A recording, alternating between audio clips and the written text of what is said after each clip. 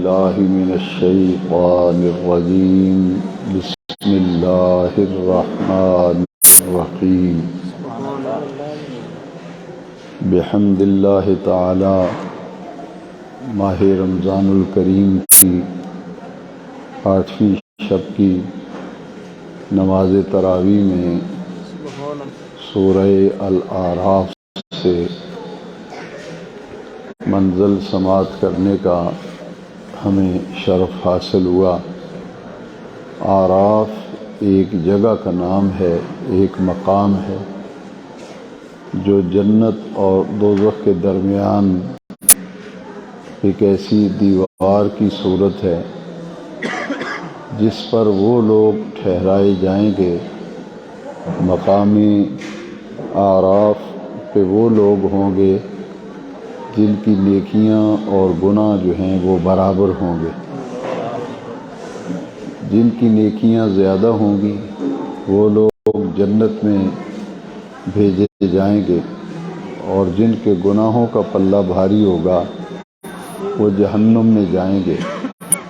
کچھ ایسے لوگ ہوں گے جب ان کے اعمال کا وزن کیا جائے گا تو نیکیاں اور گناہ برابر ہوں گے۔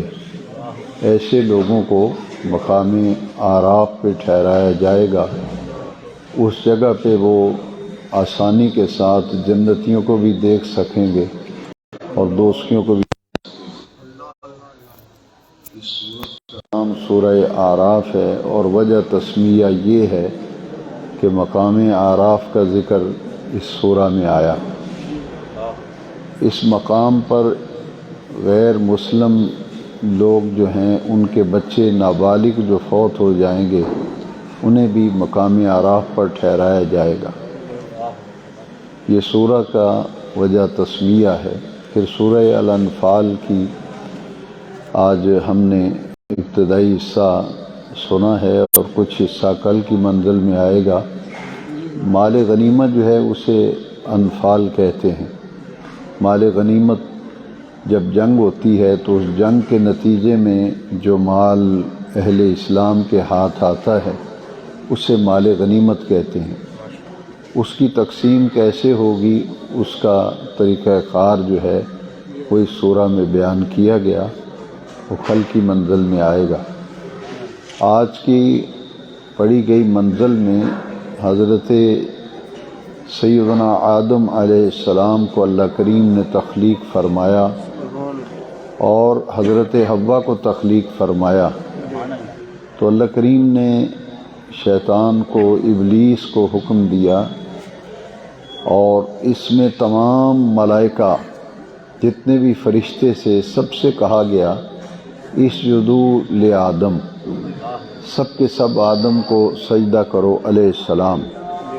شیطان جو ہے یہ جنوں میں سے تھا، یہ فرشتوں میں سے نہیں تھا۔ اللہ کریم نے انسان کو تخلیق کرنے سے پہلے جنوں کو تخلیق کیا تھا۔ انسان بعد میں تخلیق کیے گئے، جنات کی تخلیق جو ہے وہ پہلے کی گئی۔ یہ ابلیس جو ہے شیطان، یہ بچہ تھا، چونکہ جنوں میں سے ہے، یہ بچہ تھا تو ملائکہ کو اللہ تعالیٰ نے بھیجا کہ جنوں نے خون ریزی کی اور فساد برپا کیا۔ ابھی انسان کی تخلیق نہیں ہوئی تھی۔ جنات کو تخلیق کیا گیا تو جنوں نے فساد ڈالا، خون ریزیاں کی، لڑائی جھگڑے کیے، تو اللہ کریم نے ملائکہ کو بھیجا جنہوں نے جنوں کو جنگلوں میں اور ویرانوں میں دھکیل دیا۔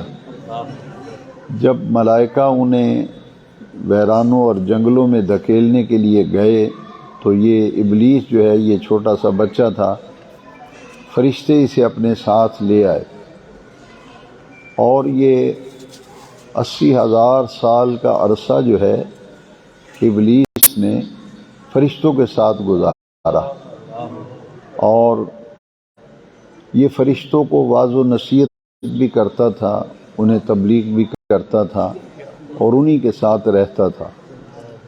تو اللہ کریم نے جب حکم دیا تمام ملائکہ کو اسجدوا لآدم، سب کے سب میرے پیارے آدم کو سجدہ کرو، جب ان کی تخلیق مکمل ہو گئی حضرت حوا کی تخلیق ہو گئی تو پھر حکم ہوا کہ سجدہ کرو۔ چونکہ ابلیس شیطان یہ فرشتوں کے ساتھ ہی رہتا تھا، اس لیے اسے بھی حکم ہوا، تمام ملائکہ کو حکم ہوا۔ تو آج کی منزل میں گزرا کہ سب کے سب فرشتوں نے آدم علیہ السلام کو سجدہ کیا۔ فرشتوں میں سے سب سے پہلے سجدہ کیا حضرت جبریل امین نے آدم علیہ السلام، اس کے بعد پھر سجدہ کیا حضرت میکائیل نے، پھر اس کے بعد سجدہ کیا حضرت اسرافیل نے، حضرت عزرائیل نے، اس کے بعد پھر سارے کے سارے فرشتے جو ہیں وہ سجدہ ریز ہوئے حضرت آدم علیہ السلام کے سامنے۔ ابلیس جو ہے اس نے سجدہ نہیں کیا، اس کا نام عزازیل ہے، شیطان کا ابلیس کا نام جو ہے عزازیل ہے۔ اب اس کو قرآن میں شیطان کا لقب دیا، ان الشیطان للانسان عدو مبین، یہ کھلا دشمن ہے انسان کا، اور اسے راندہ درگاہ کیا گیا۔ وہ کیا معاملہ پیش آیا کہ سب ملائکہ نے سجدہ کیا، چونکہ یہ ان کے ساتھ رہتا تھا، اس نے سجدہ نہیں کیا۔ تو اللہ کریم نے پوچھا کہ سب نے سجدہ کیا ہے، تو نے آدم کو سجدہ کیوں نہیں کیا؟ قبل اس کے کہ میں اس سے آگے بات عرض کروں، ذہن سے بات اتر نہ جائے، یہ نقطہ سمجھ لیں کہ سجدے کی دو قسمیں ہیں، ایک سجدہ عبادت ہے اور ایک سجدہ تعظیم ہے۔ سجدہ عبادت جو ہے وہ تو اللہ تبارک و تعالیٰ کے سوا کسی کے لیے جائز نہیں ہے بلکہ حرام ہے۔ سجدہ عبادت ہر کسی کے لیے حرام ہے، لیکن پہلی امتوں میں اور پہلی شریعتوں میں سجدہ تعظیمی جو ہے وہ جائز تھا۔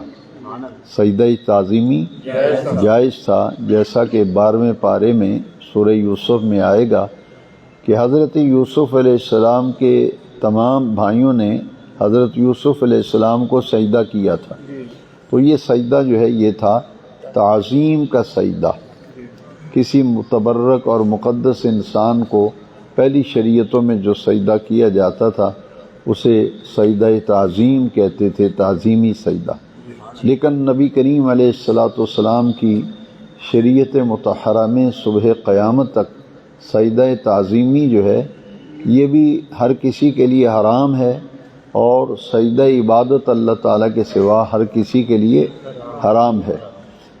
جیسا کہ بعض لوگ اہل سنت و جماعت پر یہ بہتان لگاتے ہیں کہ یہ قبروں کو سجدہ کرتے ہیں، تو یہ عقیدہ اچھی طرح سے سمجھ لیں کہ ہم اللہ تبارک و تعالیٰ کے سوا کسی کو سجدہ نہیں کرتے، نہ سجدے کو جائز سمجھتے، بلکہ اللہ تعالیٰ کے سوا ہر کسی کے لیے سجدے کرنے کو حرام سمجھتے ہیں۔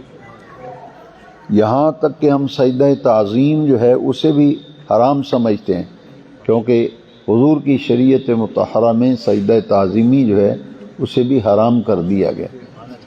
اور یہ جو سجدہ آدم علیہ السلام کو کرنے کا حکم دیا گیا تھا ملائکہ کو، فرشتوں کو، یہ تو سجدہ تعظیم تھا۔ سب فرشتوں نے، سب ملائکہ نے سجدہ کر دیا، اور ترتیب وار جو تمام فرشتوں کے سردار ہیں سید الملائکہ وہ تو حضرت جبریل امین ہیں، پہلے انہوں نے سجدہ کیا، پھر حضرت میکائیل نے، پھر حضرت اسرافیل نے، پھر حضرت عزرائیل نے، ان چاروں نے الگ الگ سجدہ کیا حضرت آدم علیہ السلام کو، پھر تمام فرشتوں نے سجدہ کیا۔ تو اللہ کریم نے قرآن مجید میں کئی مقامات پر یہ واقعہ آیا، لیکن آج کی منزل میں جو حصہ گزرا ہے اس میں یہ بات ہے کہ اللہ کریم نے پھر پوچھا کہ اے عزازیل، ابلیس، تو نے آدم علیہ السلام کو سجدہ کیوں نہیں کیا؟ اذ امرتک، جب میں نے تجھے حکم دیا تھا کہ سجدہ کر، ما منعک، تو کون سی چیز تیرے لیے رکاوٹ بنی؟ تو نے سجدہ کیوں نہیں کیا؟ تو اس نے جو جواب دیا وہ آج کی منزل میں گزرا۔ اس نے کہا کہ میں نے سجدہ اس لیے نہیں کیا کہ میں آدم سے بہتر ہوں، میں آدم سے افضل ہوں، میں آدم سے بہتر ہوں۔ خلقتنی من نار وخلقتہ من طین، افضلیت اس نے وجہ بیان کی کہ مجھے تو آگ سے پیدا کیا گیا ہے، میری تخلیق، میری خلقت آگ سے ہوئی ہے، اور آدم کی تخلیق جو ہے وہ مٹی سے ہوئی ہے۔ لہٰذا مٹی سے آگ جو ہے وہ افضل و اعلیٰ ہے، اس لیے میں نے سجدہ نہیں کیا۔ تو یہ تکبر تھا، یہ غرور تھا کہ ابلیس جو ہے، شیطان جو ہے، یہ اپنے آپ کو فرشتوں سے بھی افضل سمجھتا تھا، یہ اپنے آپ کو فرشتوں سے بھی افضل سمجھتا تھا اور اپنے آپ کو آدم علیہ السلام سے بھی افضل سمجھتا تھا، حالانکہ حضرت آدم علیہ السلام کی یہ افضلیت و فضیلت تھی کہ انہیں فرشتے سجدہ کر رہے ہیں، تعظیمی سجدہ کر رہے ہیں، لہٰذا اللہ کے نبی جو ہیں وہ تو فرشتوں سے بھی افضل تھے، اسی لیے تو سجدہ کروایا گیا۔ اب شیطان جو ہے معاذ اللہ، اس نے رب کو چیلنج کر دیا کہ میں نے سجدہ اس لیے نہیں کیا کہ میں ہر اعتبار سے افضل و اعلیٰ ہوں، ملائکہ سے بھی افضل ہوں، آدم سے بھی افضل ہوں، میری تخلیق آگ سے ہوئی ہے اور ان کی تخلیق مٹی سے ہوئی ہے، تو جب آگ جو ہے مٹی سے ہر اعتبار سے افضل ہے تو میں کیوں سجدہ کروں؟ اس لیے میں نے سجدہ نہیں کیا۔ تو اللہ تبارک و تعالیٰ نے اسے پھر نکال دیا، راندہ درگاہ کر کے جب نکالا تو اس نے پھر مہلت مانگی کہ مجھے قیامت تک مہلت دے دے، تو نے مجھے نکالا ہے، اب میں تیرے ان بندوں کو دائیں بائیں آگے اور پیچھے چاروں طرف سے گھیروں گا اور ان کو میں صراط مستقیم سے بہکاؤں گا، بھٹکاؤں گا، میں مہلت مانگتا ہوں۔ تو اللہ تبارک و تعالیٰ نے مہلت دے دی اس کو، قیامت تک کے لیے شیطان کو مہلت دے دی۔ جس طرح اللہ تبارک و تعالیٰ کفار کو مہلت دیتا ہے، وَأُمْلِي لَهُمْ إِنَّ كَيْدِي مَتِينٌ، اللہ تعالیٰ ڈھیل دیتا ہے، ان کی رسی کو ڈھیلا چھوڑ دیتا ہے کہ شاید یہ نصیحت پکڑیں، کسی وقت بھی اسلام لے آئیں۔ اسی طرح اس کو جو ہے کھلی چھٹی دے دی گئی، اس نے اجازت مانگی تھی، اللہ کریم نے اجازت دے دی اور اسے راندہ درگاہ کر کے رجیم مردود کر کے نکال دیا گیا اور فرمایا کہ آج کی منزل میں گزرا جتنے ذلیل ہیں ان میں سے سب سے بڑا ذلیل جو ہے یہ ابلیس ہے۔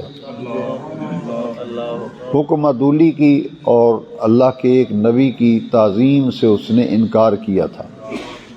تفسیر در منصور میں امام جلال الدین سیوطی علیہ رحمہ نے اسی آیت کی تفسیر میں لکھا ہے کہ حضرت موسیٰ علیہ السلام کے پاس شیطان آیا تھا اور اس نے آ کے کہا تھا کہ میں توبہ کرتا ہوں تو مجھے رب سے معافی لے دیں، میں توبہ کرتا ہوں، رجوع کرتا ہوں، مجھے معافی مل جائے۔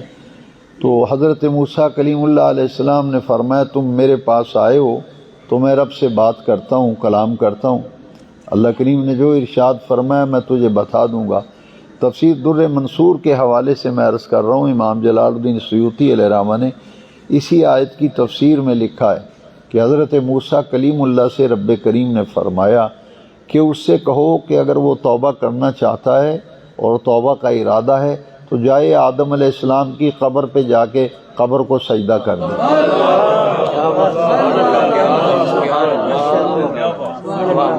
اگر وہ قبر کو سجدہ کرتا ہے تو ٹھیک ہے، اس کی توبہ قبول ہو جائے گی۔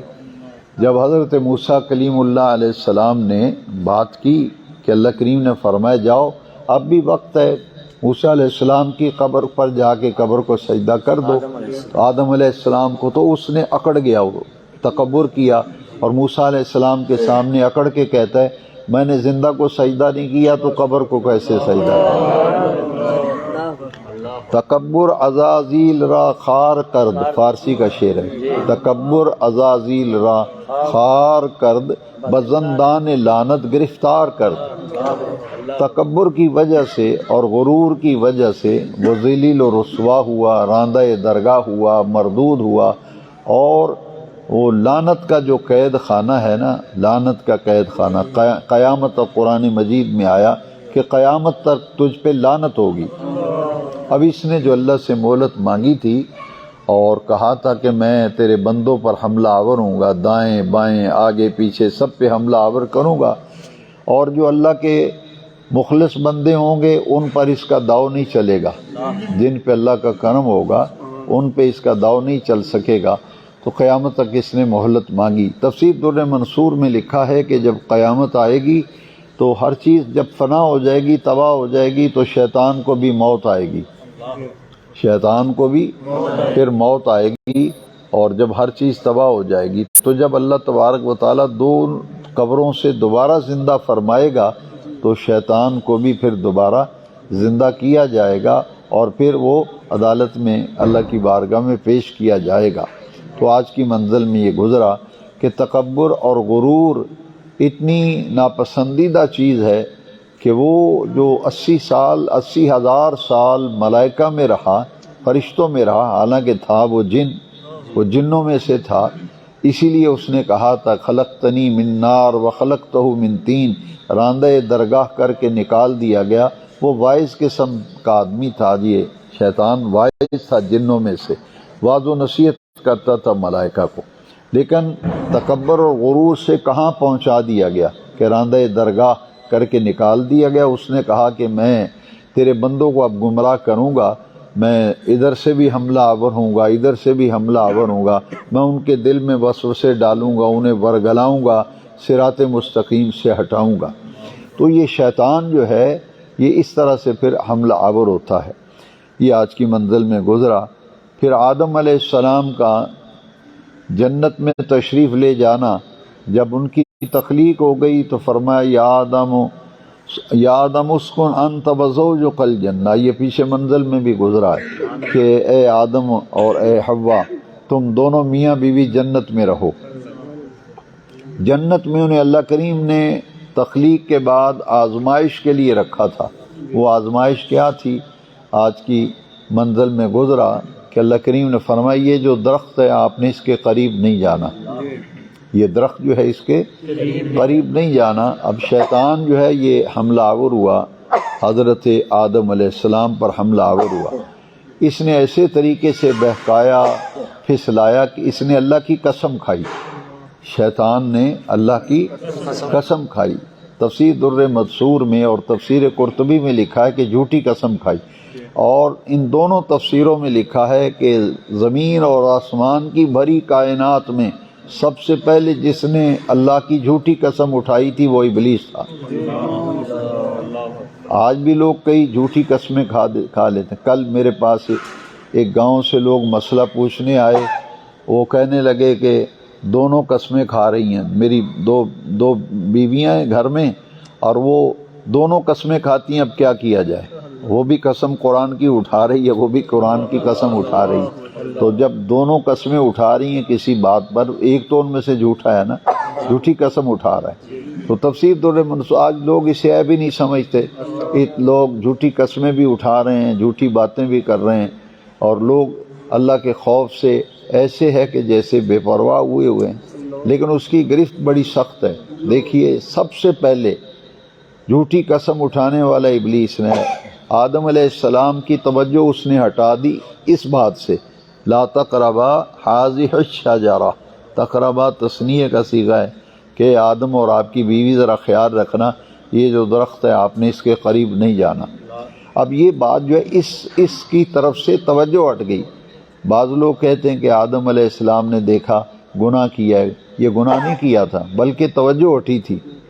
یہ توجہ قصدن اور عمدن پھل نہیں کھایا تھا، اس درخت کے قریب نہیں گئے تھے، بلکہ شیطان نے جب قسم کھائی نا تو آدم علیہ السلام اللہ کے نبی ہیں، وہ اس کی قسم دیکھ کے کہ یہ تو اللہ کی قسم اٹھا رہا ہے، یہ تو اللہ کی قسم اٹھا رہا ہے، تو قسم پہ یقین کر بیٹھے، اور جب یقین کیا تو توجہ ہٹ گئی، لا تقربا هذه الشجرہ، اس کی طرف سے توجہ ہٹی، اور وہ پھل جب کھا لیا تو پہلا کام یہ ہوا کہ پھل کھانا ان کے لیے اتنا نقصان دہ ہوا کیونکہ اس کے اندر ایسی تاثیر تھی، اسی لیے اللہ کریم نے منع کیا تھا کہ اس درخت کے قریب آپ نے نہیں جانا۔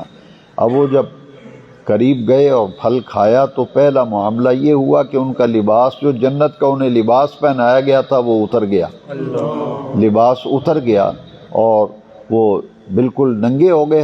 آدم علیہ السلام اور حضرت جنت میں تھے اکیلے۔ اب تفسیروں میں لکھا ہے کہ زیتون کے درخت کے پتوں سے آپ نے شرمگاہوں کو جو ہے چھپایا، تو اللہ تبارک و تعالی نے فرمایا کہ اسی لیے منع کیا تھا کہ آپ درخت کے قریب نہ جائیں۔ تو انہوں نے عرض کی باری تعالیٰ، اس نے تو قسم کھائی تھی اور تیری ذات کی قسم کھائی تھی، اور جب قسم کھائی تھی تو جو حکم تھا اس سے ذرا توجہ ہٹ گئی، ذہن سے بات محو ہو گئی اور یہ غلطی ہو گئی۔ تو یہ اللہ تعالیٰ کی مشیت کے مطابق ہی سب کچھ ہوا تھا، کیونکہ ان کو زمین پہ بھیجنا تھا اور پھر انہیں خلیفہ بنانا تھا۔ یہ سارے معاملات ایسے ہوئے، پھر اللہ تبارک و فرمایا کہ آپ اب جنت سے چلے جاؤ، زمین پہ اتر جاؤ۔ تو حضرت آدم علیہ السلام زمین پر کہاں سے آئے؟ جنت سے آئے تھے۔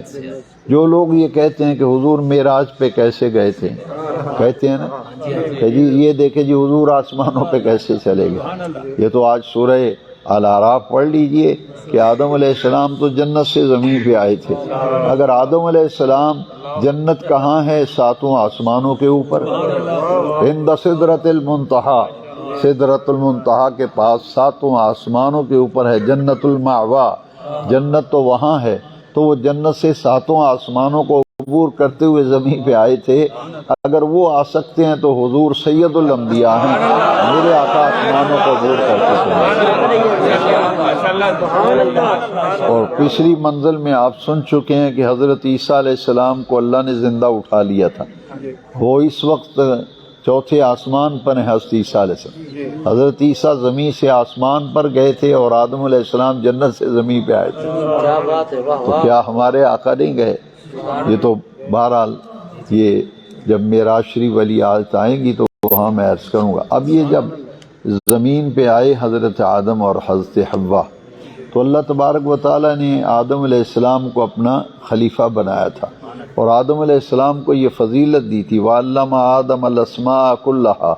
فرشتوں نے یہ کہا تھا اللہ کریم سے کہ یا اللہ تو کہتا ہے میں آدم کو خلیفہ بناؤں گا، تو یہ تو انسان دنیا میں یہ فساد کرے گا، خون ریزی کرے گا، تو ہم تیری تسبیح بیان کرنے کے لیے کافی ہیں، تیری تسبیح اور تیری تقدیس بیان کرنے کے لیے ہم کافی ہیں، ہم تیری پاکی بیان کریں گے، تقدیس بیان کریں گے، تو آدم کو خلیفہ نہ بنا، زمین میں نہ بھیج۔ یہ آدم جو ہے یعنی انسان ابن آدم، یہ خون ریزی کرے گا، دنگا و فساد کرے گا۔ تو اللہ کریم فرمائی انی اعلم ما لا تعلمون، جو میں جانتا ہوں تم نہیں جانتے۔ وَعَلَّمَ آدَمَ الْأَسْمَاءَ كُلَّهَا، دیکھیے آدم علیہ السلام کو کلہا، سب کی سب چیزوں کے نام اللہ نے آدم علیہ السلام کو سکھا دیے۔ اور اللہ کریم نے جب نام سکھائے آدم علیہ السلام کو، ثم عرض علی الملائکہ، پھر اللہ کریم نے وہ تمام نام فرشتوں کو، اللہ کریم نے فرمایا ان کے نام بتاؤ، ان چیزوں کے نام بتاؤ، تو انہوں نے کیا کہا، فرشتوں نے کیا کہا تھا اللہ کریم سے کہ خون ریزی کرے گا، یہ فساد کرے گا۔ تو اب حضرت آدم علیہ السلام کی اہمیت اور افضلیت اور دنیا میں خلیفہ بنائے جانے کی حکمت بیان کرنا مقصود تھی نا، اس لیے فرمایا کہ بتاؤ تم، ان چیزوں کے نام تمہیں آتے ہیں؟ انہوں نے کہا سبحانک ما علم لنا الا ما علمتنا، یا اللہ جتنا تو نے ہمیں علم دیا ہے اتنا ہی جانتے ہیں، اس سے زیادہ ہم کچھ نہیں جانتے۔ تیری ذات پاک ہے، ہم تو اتنا جانتے ہیں جتنا تو نے ہمیں علم دیا ہے۔ اب اللہ کریم نے حضرت آدم علیہ السلام سے انبئہم باسمائہم، اے پیارے آدم ان فرشتوں کو ان چیزوں کے نام بتاؤ نا ذرا۔ اب پھر فرشتے جو ہیں انہیں علم ہوا کہ یہ ہے حکمت کہ آدم علیہ السلام کا علم اتنا عرفہ و اعلیٰ ہے، ہم تو کچھ جانتے نہیں، یہ تو ساری چیزوں کے نام جانتے ہیں۔ تو کہا یا اللہ سبحانک، تیری ذات پاک ہے، ہم تو بس اتنا ہی جانتے ہیں جتنا تو نے ہمیں علم دیا ہے۔ یہاں مفسرین نے ایک بڑی پیاری بات لکھی ہے کہ ہر شخص کے لیے اتنا ہی علم کافی ہے جس پر وہ عمل کر سکے۔ اس علم کا کیا فائدہ جس پہ آدمی عمل نہ کر سکے؟ اگر ہم یہ کہیں فلاں آدمی بہت بڑا عالم ہے، اس کے پاس بڑا علم ہے، یہ فلاں عالم سے اس کے پاس علم زیادہ ہے، تو ہمارا دین یہ کہتا ہے کہ دین پر جو عمل کرتا ہے اصل خوبی یہ ہے، جتنا علم ہے، دین کا جتنا علم ہے تو اس علم کا کمال یہ ہے کہ اس پہ عمل کیا جائے۔ لہذا بزرگوں نے انہی آیات کی تفسیر میں سمجھایا کہ اتنا ہی علم بندے کے لیے کافی ہے جس پر عمل کر سکے، اور جس علم پر عمل ہی نہیں کرنا اس علم کا کیا فائدہ ہے۔ اس لیے علم تقاضا کرتا ہے کہ جتنی تعلیم ہے، جتنا علم ہے، کم از کم اس پر تو آدمی عمل کرے۔ لہذا یہ وہ طریقہ تھا۔ پھر آج کی منزل میں آیت کریمہ جس سے مفسرین کرام نے ننگے سر نماز پڑھنے سے جو رکاوٹ ہے اور ممانعت ہے، اس کا استدلال انہوں نے اس آیت کریمہ سے کیا، خذوا زینتکم عند کل مسجد، کہ ہر نماز کے وقت زینت والا لباس پہن کے نماز پڑھو۔ تو زینت والے لباس میں تمام مفسرین نے بالاتفاق لکھا ہے، اس میں لباس میں تین چیزیں شامل ہیں۔ ایک سر کا کپڑا، ٹوپی، رومال، امامہ وغیرہ جس سے سر ڈھانپا ہو، ایک کندھوں سے لے کے کمر تک کا لباس، اور ایک کمر سے لے کے ٹخنوں تک۔ تو یعنی یہ پردہ ہے انسان کے جسم کا، جیسے کہ آدم علیہ السلام کا واقعہ آپ نے سنا۔ پھر آج کی منزل میں لباس کے بارے میں بھی گزرا کہ مومن کا، مسلمان کا لباس جو ہے وہ کیسا ہونا چاہیے۔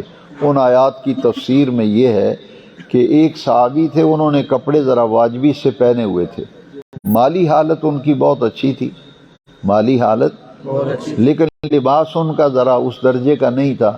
تو نبی کریم علیہ السلام کیسے تربیت فرماتے تھے صحابہ کی؟ آپ نے فرمایا کہ اللہ کریم نے جب مال دیا ہو تو بندے کے لباس سے بھی پتہ چلنا چاہیے۔ تو حضور نے فرمایا کہ تیرا کیا کاروبار ہے؟ انہوں نے پھر ساری تفصیل بتائی کہ حضور میرے پاس اتنا سونا ہے، اتنا مال ہے، اتنا۔ وہ فرمایا تیرے لباس سے تو نہیں پتہ چلتا۔ پھر آقا کریم نے اسے فرمایا کہ جتنا اللہ کا کرم ہونا، رب نے نوازا ہو تو وہ لباس سے بھی ظاہر ہونا چاہیے، بندے کے اٹھنے بیٹھنے سے، رہن سہن سے ظاہر ہونا چاہیے کہ اس پہ کرم ہے رب کا۔ تو آپ نے فرمایا کہ تم اس طرف توجہ دو۔ تو لباس جو ہے یہ تو زینت ہے انسان کی۔ آج کی منزل میں لباس کے بارے میں کئی آیات گزری ہیں، یہ خذوا زینتکم عند کل مسجد۔ اس کے بعد والی آیت دیکھیے ذرا، منزل جو ہے آج پڑھی گئی۔ تو لباس بھی وقار والا ہونا چاہیے، اور لباس ایسا ہونا چاہیے، آج کی منزل میں پڑھا گیا کہ جو خوبصورت نظر آئے، جس سے آدمی خوبصورت نظر آئے۔ تو لباس کا بندے کی پرسنالٹی، اس کی شخصیت پر بڑا اثر پڑتا ہے۔ اس لیے فرمایا کہ لباس کا وہ اہتمام کرو جتنا اللہ نے تمہیں مال دیا ہے، تو اس کا جو کرم ہے اس کے مطابق تمہارا جوتا بھی اسی لیول کا، لباس بھی اسی لیول کا، اٹھنے بیٹھنا، کھانے پینے کے انداز بھی تمہارے اسی قدر ہونے چاہیے جس قدر اللہ کریم کی تم پر عنایات ہیں۔ وہ آیت کریمہ گزری جس سے اللہ کے جو مقرب اور نیک بندے ہیں ان کی صحبت اور ان کی مجلس اور ان کی محبت کیوں ضروری ہے۔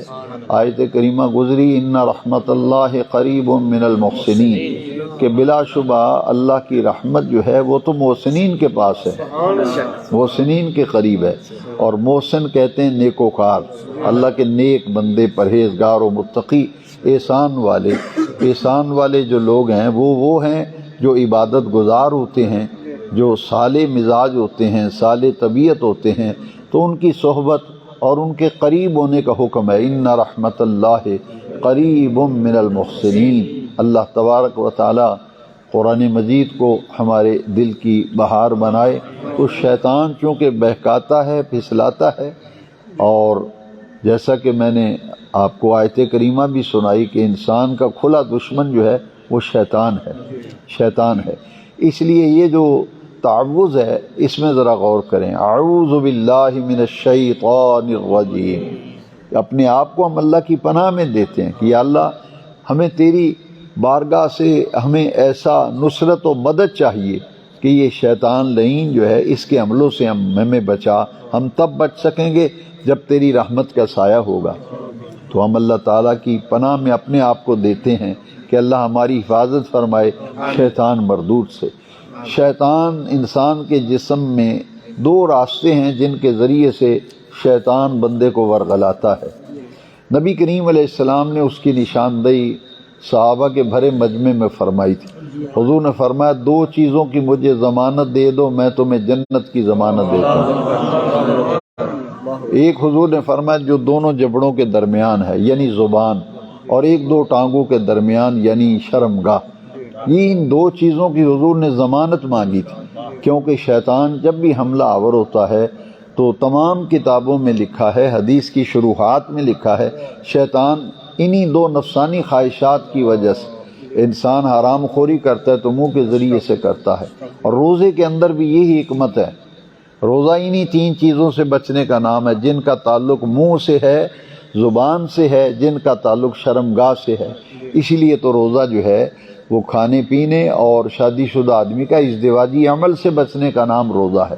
اب یہ حلال ہیں تینوں، میں نے کئی درسوں میں عرض کیا کہ تینوں چیزیں حلال ہیں، لیکن ہم حلال کے قریب نہیں جاتے۔ کوئی روزے دار جس کا روزہ ہو وہ تو نہ تو اپنی منقوہہ کے پاس جائے گا روزے کی حالت میں، نہ کھائے گا نہ پیے گا۔ کیوں؟ اس لیے کہ تینوں حلال ہیں۔ تو اللہ کریم نے پسند فرمایا کہ میرے بندے میری خاطر شیطان جن وجوہات سے حملہ آور ہوتا ہے اسے اپنا دامن بچا لیں تاکہ انہیں مشق ہو جائے اور ہمیشہ کے لیے وہ حرام لذتوں سے بھی اپنے دامن کو چھڑا لیں۔ تو حضور نے باقاعدہ فرمایا کہ دو چیزوں کی مجھے ضمانت دے دو، اضمن لہ الجنہ، میں تمہیں جنت کی ضمانت دیتا ہوں۔ ہے جی، تو یہ ہے شیطان کا بہکاوا جو ہے انسان کو پھسلاتا ہے، گمراہ کرتا ہے۔ ہمیں اس کا ورد کرتے رہنا چاہیے۔ آخری سورہ جو ہے قرآن مجید کی سورہ الناس، دیکھیے بزرگوں نے لکھا ہے کہ 5 دفعہ روزانہ پڑھ لیا کرو، 5 دفعہ دن میں کسی وقت بھی پڑھ کے اپنے سینے پہ دم کر لیا کرو۔ الذی یوسوس فی صدور الناس من الجنۃ والناس، کچھ ایسے جن ہیں جو کہ دلوں میں وسوسے ڈالتے ہیں، کچھ شیطان صفت انسان ہیں جو لوگوں کے دل میں وسوسے ڈالتے ہیں، لہذا وسوسوں سے بچنے کا بہترین علاج سورہ الناس ہے۔ سورۃ الناس ہے۔ جو آدمی کہتا ہے نماز میں میرے خیالات اور وسوسے جان ہی نہیں چھوڑتے، اس کو چاہیے کہ نماز شروع کرنے سے پہلے 1 مرتبہ سورہ الناس پڑھ کے اپنے سینے پہ دم کر لیا کرے۔ اور وسوسے سے بچنے کا روحانی علاج بزرگوں نے لکھا ہے کہ جب بھی وسوسہ آئے فوراً پڑھو آمنت باللہ ورسولہ، 2 لفظ مختصر، آمنت باللہ ورسولہ، میں ایمان لایا اللہ پر اور اللہ کے رسول پر۔ یہ اپنی عادت بنا لیں گے تو انشاءاللہ جو وسوسے اور خیالات آتے ہیں اس سے جان چھوٹ جائے گی۔ اللہ تبارک و تعالیٰ قرآن مجید کو ہمارے دل کی بہار بنائے۔ الصلاۃ والسلام علیک یا سیدی یا رسول اللہ وعلی آلک واصحابک یا سیدی یا حبیب اللہ۔ الحمدللہ رب العالمین والصلاة والسلام علی امام الانبیاء والمرسلین۔ ربنا تقبل منا انک انت السمیع العلیم وتب علینا انک انت التواب الرحیم، وصلی اللہ تعالی علی حبیبہ سیدنا و مولانا محمد وعلى آلہ واصحابہ اجمعین برحمتک یا ارحم الراحمین۔